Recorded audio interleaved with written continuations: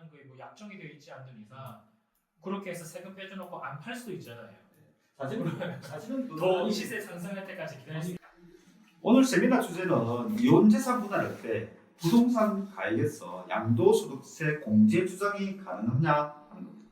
이혼소송 제기한 당사자가 상대방 소유 부동산을 재산 분할해달라고 청구하면 법원은 우선 재산 분할 비율을 결정한 다음에 부동산 소유자에게 그 부동산 시가의 재산 분할 비율만큼으로 계산한 금전을 지급하라는 것이 일반적인데, 부동산 소유자로서는 그 부동산 팔아야 재산 분할 지급할 수 있다.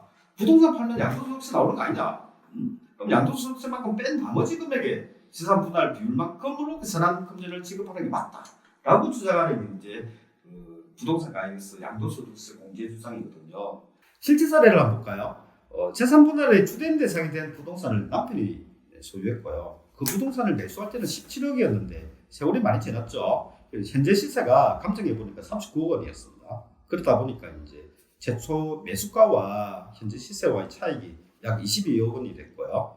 재산 분할 비율은 남편 55, 아내 45로 결정될 것으로 보이지고, 그런데 이제 재산 분할금을 지급하려면 그 부동산을 팔 수밖에 없는 상황이라서 세무사한테 알아보니까 양도소득세가 약 7억 원이나 나올 것이라는 그런 상황입니다. 과연 이 남편의 주장 법원에서 받아들여질까요? 예, 근데 변호사님 말씀하셨던 주장 충분히 할 수 있는 주장일 것 같긴 한데, 우리 대법원 판결에 의하면 그 위자료나 재산 분할을 지급하기 위해서 주된 재산이 되는 부동산을 처분해야 할지라도 양도소득세 상당액을 미리 공제해야 된다는 주장은 사실 인정할 수 없다라고 대법원에서 이미 판결을 했습니다. 그래서 말씀하신 주장은 받아들여질 수 없는 주장이 아닌가 싶습니다. 그러면 이제 이렇게 되면 이제 양도소득세 공제 주장을 할 수가 없는 거니까, 그럼 이제 우리가 어떤 주장을 또 할 수 있는지 좀 더 공부를 좀 해봐야 될 것 같거든요. 다른 대안이 또 뭐가 있을까요, 그러면?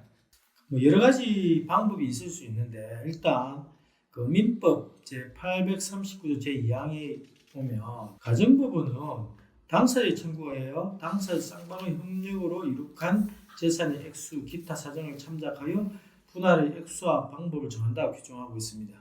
이 규정에 따르면 가정부부는 재산 분할에 관해서 상당히 넓은 재량권을 갖고 있는 것 같습니다.